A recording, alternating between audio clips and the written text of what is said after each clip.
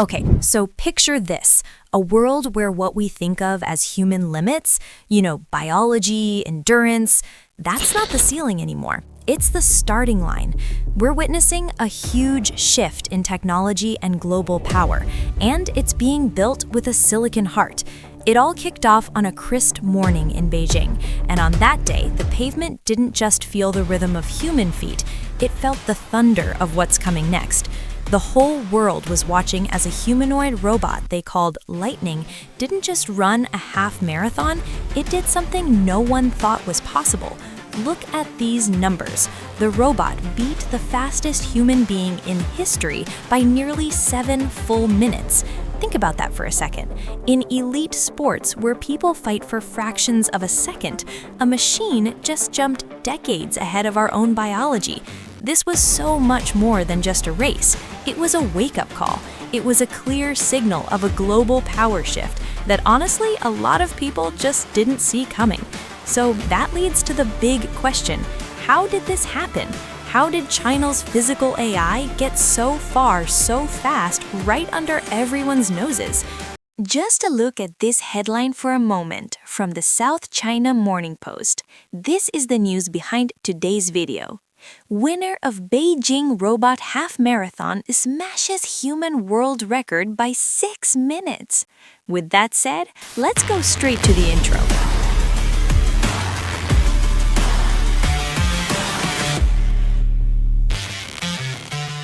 The algorithm buries channels that show the truth like mine every single day. The only thing that fights back is you. One like, one subscribe, turn on the bell icon. That's how the truth about China survives on YouTube. Don't let it disappear. Thank you very much.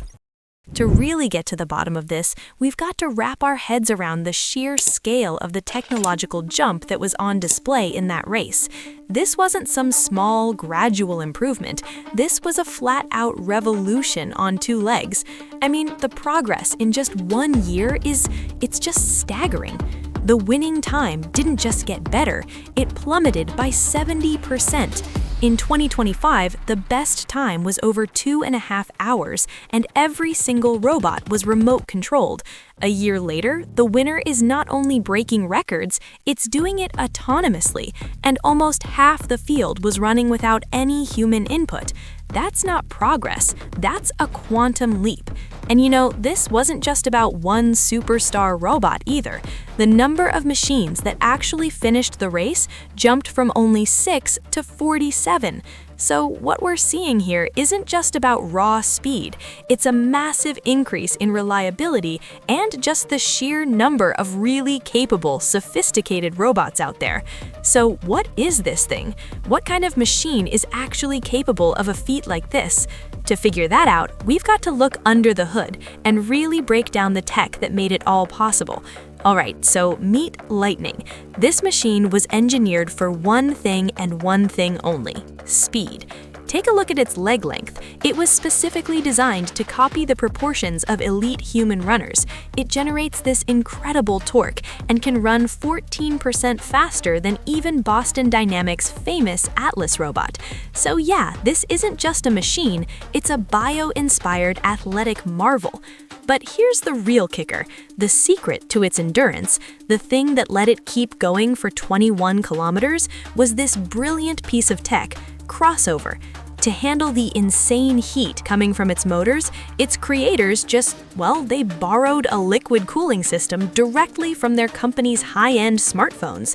And this approach actually has a name. It's called industrial symbiosis. It's a huge piece of China's whole strategy. Instead of reinventing the wheel for everything, their robotics companies can just pull the best parts, like cooling systems from phones, powerful batteries from EVs, or advanced sensors from self-driving cars, from their other world-leading industries. It's this massive built-in advantage that other countries just can't easily copy. And yeah, that advantage, it's no accident, not even close. It's all part of a much bigger nationwide strategic plan.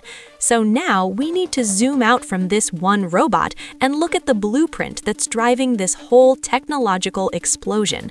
At the very heart of this is what's called a diffusion-forward strategy.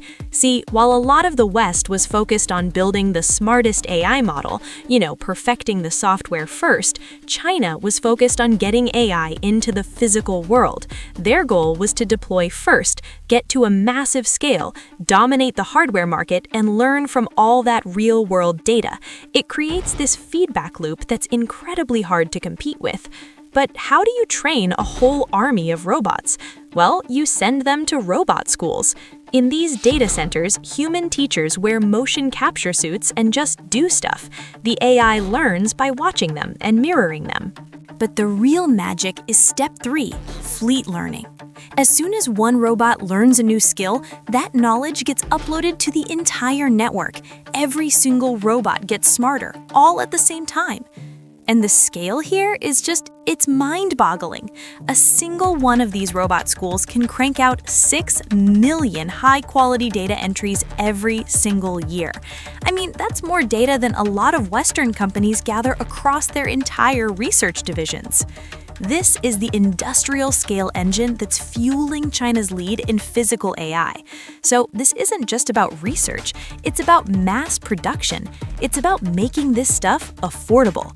And it has some really profound consequences for industry and even for the battlefield. Then, at CES 2026, the company Unitree did something that just shocked the tech world. They unveiled their G1 humanoid robot for just $4,900.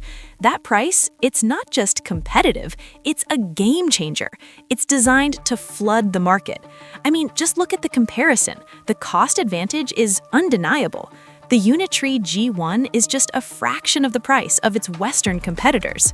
China is using its massive manufacturing power to turn humanoid robots from a luxury item into a commodity. And Unitree isn't planning on building just a few thousand of these things. Their stated goal is to produce 75,000 humanoid robots every year. That's not a research project. That's the creation of a literal robotic army, one that's ready to completely transform global industry. And of course, this thinking bleeds directly into the military, where the PLA is already working on what it calls the intelligentized battlefield. We're already seeing drills with armed robot dogs, drones, and autonomous units all working together. They're using cheap, expendable robots to do dangerous tasks, basically redefining what modern warfare looks like. Okay, so when you put all these pieces together, the speed, the strategy, the scale, the cost, a very clear picture of a new global reality starts to emerge. Just think about where these humanoid robots are actually being put to work. In 2025, even before that marathon record was broken, China already accounted for a staggering 80% of all global installations. Their dominance in just getting these things out into the real world is, well, it's overwhelming. For years, the common wisdom was that the US had this huge, unbeatable lead in AI software. But according to the 2026 Stanford AI Index, that gap has pretty much vanished. So this isn't just about cheap hardware anymore. The brains of these machines are now basically on par. From the marathon to the factory floor to the battlefield, China's strategy has been a masterclass. They have the manufacturing scale, they have the money, and they have the AI to lead the world.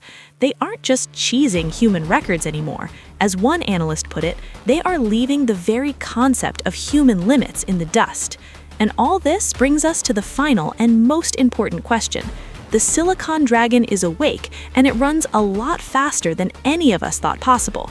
So are we stepping into a new era, one that's defined not by software in the cloud, but by physical AI all around us? And what does it mean for the rest of the world when one nation starts the race this far ahead?